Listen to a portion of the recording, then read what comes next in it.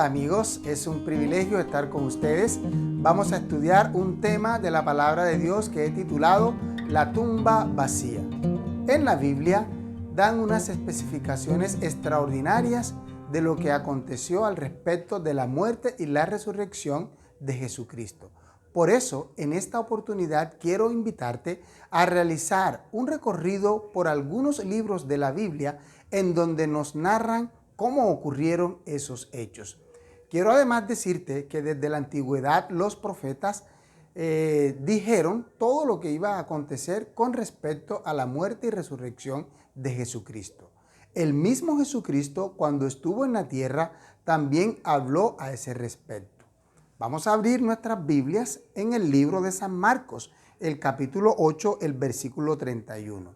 La palabra de Dios dice textualmente: comenzó a enseñarles que le era necesario al Hijo del Hombre padecer mucho, de ser desechado por los ancianos, por los principales sacerdotes y por los escribas, ser muerto y resucitar después de 3 días. Aquí nos damos cuenta que Jesús, cuando estaba cumpliendo con su ministerio terrenal, se dio cuenta de que él iba a morir. Quiero invitarte a leer en el libro de San Marcos, el capítulo 9, el versículo 31. La palabra de nuestro Dios dice: pues enseñaba a sus discípulos y les decía: el Hijo del Hombre será entregado en manos de hombres y lo matarán, pero después de muerto resucitará al tercer día. Aquí nos damos cuenta también que el Señor en otra oportunidad habló acerca de su muerte y de su resurrección. En el mismo libro de San Marcos, en el capítulo 10, el versículo 33, dice la palabra de Dios: ahora subimos a Jerusalén, y el Hijo del Hombre será entregado a los principales sacerdotes y a los escribas. Lo condenarán a muerte y lo entregarán a los gentiles. Se burlarán de él, lo azotarán, lo escupirán y lo matarán, pero al tercer día resucitará. En estos 3 textos nos podemos dar cuenta claramente que Jesús sabía todo lo que iba a padecer en la cruz del Calvario. Pero lo más importante era que él sabía que después de 3 días él iba a resucitar. Y aquí lo vemos claramente expresado en la palabra de nuestro Dios. Quiero invitarte a abrir la Biblia en el libro de Hechos y vamos a leer Hechos en el capítulo 17, los versos 2 y 3. Dice así: Pablo, como acostumbraba, fue a ellos y por 3 sábados discutió con ellos. El apóstol asistía a la sinagoga el día de reposo conforme a su costumbre que había visto en el ejemplo de Jesús, de los apóstoles y de los profetas de la antigüedad. Entonces la palabra de Dios sigue diciendo: declarando y exponiendo por medio de las Escrituras que era necesario que el Cristo padeciera y resucitara de los muertos. Y decía: Jesús, a quien yo os anuncio, es el Cristo. Nos damos cuenta claramente aquí que el apóstol sabía y entendía también que en la palabra de Dios, incluso antes de que Cristo viniera a este mundo, ya los profetas de la antigüedad, por revelación de Dios, sabían todo lo que iba a acontecer. Muestra de ello lo podemos encontrar en el libro de Daniel. El profeta Daniel es uno de los profetas que más habla en la antigüedad de los acontecimientos que iba a experimentar el Mesías. Es por eso que en el capítulo 9 de su libro, en el versículo 26, encontramos lo siguiente: después de las 62 semanas, se quitará la vida al Mesías y ya nada le quedará. El pueblo de un príncipe que ha de venir destruirá la ciudad y el santuario. Su final llegará como una inundación y hasta el fin de la guerra durarán las devastaciones. Si nosotros leemos en el versículo 24 de ese mismo capítulo, podemos encontrar lo siguiente: 70 semanas están determinadas sobre tu pueblo y sobre tu santa ciudad, para terminar la prevaricación, poner fin al pecado y expiar la iniquidad, para traer la justicia perdurable, sellar la visión y la profecía y ungir al Santo de los Santos. No cabe duda que el Santo de los Santos es Cristo Jesús, es el Mesías, el que muere al cumplirse perfectamente la profecía de las 70 semanas. Nos damos cuenta entonces que por eso era que Jesús sabía las cosas que iban a acontecer y los grandes hombres de la Biblia también tenían claridad a ese respecto. El milagro de la tumba vacía es importante para cada uno de nosotros porque nos enseña que Jesús es Dios, que es el Mesías, que Jesús no experimentó corrupción cuando murió, ya que Él era sin pecado, y la resurrección garantiza la salvación y la resurrección de todos aquellos que han muerto en Cristo Jesús cuando el Señor Jesucristo aparezca en su segunda venida con poder y grande gloria. Entonces los que escuchen la voz de Jesús saldrán a resurrección de vida. Pero, ¿cómo ocurrieron estos hechos? Quiero invitarte a abrir la Biblia en el libro de San Mateo, el capítulo 28, y de allí vamos a extraer lecciones muy importantes para cada uno de nosotros. El versículo 1 dice, pasado el día de reposo, en algunas Biblias dice pasado el sábado, que es el día de reposo, al amanecer del primer día de la semana, fueron María Magdalena y la otra María a ver al sepulcro. Vamos a buscar qué nos dice la Biblia en otro libro. En el libro de San Marcos, en el capítulo 16, el versículo 1 dice, cuando pasó el día de reposo, María Magdalena, María la madre de Jacobo y Salomé compraron especias aromáticas para ir a ungirlo. Muy de mañana, el primer día de la semana, fueron al sepulcro, recién salido el sol. O sea, desde muy temprano, ellas fueron al sepulcro. Vamos a mirar ahora qué nos dice la Biblia en el libro de San Lucas del mismo acontecimiento. El capítulo 24 de Lucas, el versículo 1 dice, el primer día de la semana, muy de mañana fueron al sepulcro llevando las especias aromáticas que habían preparado y algunas otras mujeres con ellas. Hallaron removida la piedra del sepulcro. ¿Cuándo ellas habían obtenido estas especias? Allí mismo, en el mismo libro de San Lucas, pero en el capítulo 23, los 3 últimos versículos, nosotros encontramos un dato muy interesante. Quiero leerlo textualmente. El verso 54 dice, era día de la preparación, es decir, cuando Cristo muere, era día de la preparación, era viernes, porque el día de la preparación era el viernes para prepararse el día de reposo. Y estaban para comenzar el día de reposo, el sábado. Las mujeres que lo habían acompañado desde Galilea lo siguieron y vieron al sepulcro y cómo fue puesto su cuerpo. Al regresar, prepararon especias aromáticas y ungüentos y descansaron el sábado conforme al mandamiento. Nos podemos dar cuenta aquí que ellas cumplieron el mandamiento de nuestro Dios reposando el día de reposo. No fueron a ungir y a preparar el cuerpo de su amante Salvador en el día del sábado para no quebrantarlo. En los textos que hemos leído hasta ahora, nos hemos dado cuenta que Jesús resucitó el primer día de la semana, que es el domingo. Pero, ¿qué fue lo que realmente ocurrió? Vamos a ir al libro de San Mateo, capítulo 28, esta vez el versículo 2 en adelante. La palabra de nuestro Dios dice, de pronto hubo un gran terremoto, porque un ángel del Señor descendió del cielo y acercándose removió la piedra y se sentó sobre ella. Su aspecto era como un relámpago y su vestido blanco como la nieve. De miedo de él, los guardias temblaron y quedaron como muertos. Cuando estos hombres valientes, estos soldados que habían sido escogidos cuidadosamente, porque así como Cristo les había dicho a sus apóstoles que Él iba a resucitar el tercer día, Caifás, Anás y todos los miembros del Sanedrín habían escuchado esa promesa, esa profecía, y también la habían leído en el libro del profeta Isaías y en el libro del profeta Daniel, ya que ellos eran estudiosos de la palabra, tenían en mente y también tenían la duda que los asaltaba acerca de la resurrección. Así que habían pedido a el gobernador que colocara unos guardias valerosos y que estuvieran allí el sello de Roma para impedir que sus discípulos fueran a robar el cuerpo, porque ya ellos tenían ese plan entrelazado. No quisieron aceptar la voz de Dios, la enseñanza de la palabra, sino que trataron de contradecir.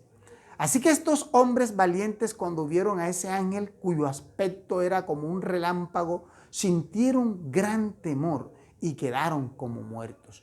Cuando el ángel se fue, cuando se fueron los mensajeros celestiales, ellos se levantaron y corrieron y fueron a la ciudad. Y a todo el que se iban encontrando les contaban del majestuoso evento que acababan de presenciar.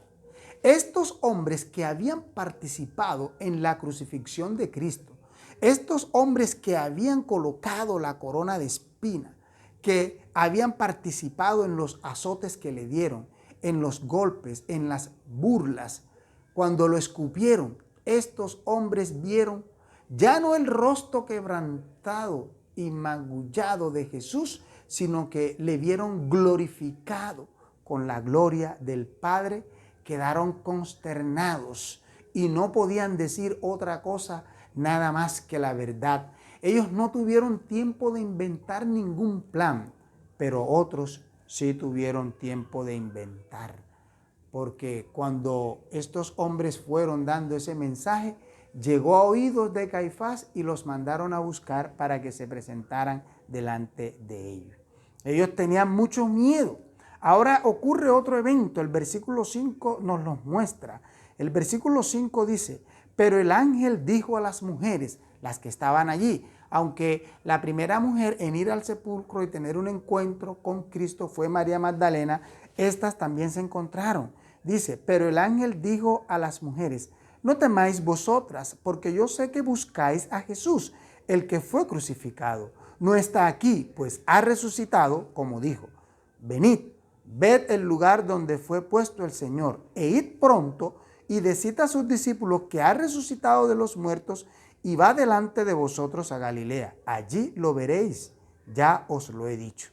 Entonces ellas salieron del sepulcro y fueron a dar las buenas nuevas a todos los apóstoles. Pero mientras ellas iban, el versículo 9 dice, Jesús les salió al encuentro diciendo, salve. Y ellas acercándose, abrazaron sus pies y lo adoraron. Entonces Jesús les dijo, no temáis, id, dad las nuevas a mis hermanos para que vayan a Galilea y allí me verán. Muy interesante lo que la palabra de Dios nos está contando aquí. Eso fue regocijos para unos, pero fue una tristeza para los otros. Vamos a ver para quién fue triste ese evento. El versículo 11 dice, mientras ellas iban, unos de la guardia fueron a la ciudad y dieron aviso a los principales sacerdotes de todas las cosas que habían acontecido. Estos se reunieron con los ancianos y después de ponerse de acuerdo, hicieron un plan, dieron mucho dinero a los soldados diciéndoles, decid vosotros, sus discípulos llegaron de noche y lo hurtaron mientras nosotros estábamos dormidos. Y si esto lo oye el gobernador, nosotros lo persuadiremos y os pondremos a salvo. Ellos tomaron el dinero e hicieron como les habían instruido. Estos hombres que habían tenido la oportunidad de arrepentirse, que fueron tocados por el poder de Dios, ahora se dejaron comprar por los bienes materiales y dieron un informe falso. Cambiaron la versión motivados por los miembros del Sanedrín, porque ellos querían ocultar que Cristo había resucitado. Ellos no querían dar crédito a lo que Dios ya había predicho en la antigüedad con los profetas y con el mismo Cristo también. Pero la verdad de Dios no puede ser tapada. La verdad de Dios resplandece. Muestra de ello lo encontramos en el libro de Primera de Corintios, el capítulo 15, el versículo 3 en adelante. La palabra de nuestro Dios dice: primeramente os he enseñado lo que asimismo recibí, que Cristo murió por nuestros pecados, conforme a las Escrituras. Aquí está la clave, conforme a las Escrituras. Ellos sabían que la Escritura ya tenía eso desde hace mucho tiempo atrás. Que fue sepultado y que resucitó al tercer día conforme a las Escrituras. Aquí está otra vez, conforme a las Escrituras. Y que apareció a Cefas y después a los 12. Después apareció a más de 500 hermanos a la vez, de los cuales muchos viven aún. Ese aún es el aún de Pablo, cuando él narra esto, aproximadamente en el año 57. Y otros ya aún han muerto. Después apareció a Jacobo y después a todos los apóstoles. Por último, como un abortivo, me apareció a mí. Pablo está predicando y enseñando a la gente de la iglesia de los Corintios que la resurrección de Cristo era eficaz, verdadera, que se había cumplido porque ya estaba predicha y porque Dios, todo lo que dice en su palabra es real y se cumple. Cristo Jesús, con su muerte en la cruz y con su resurrección, garantiza la salvación de toda la humanidad.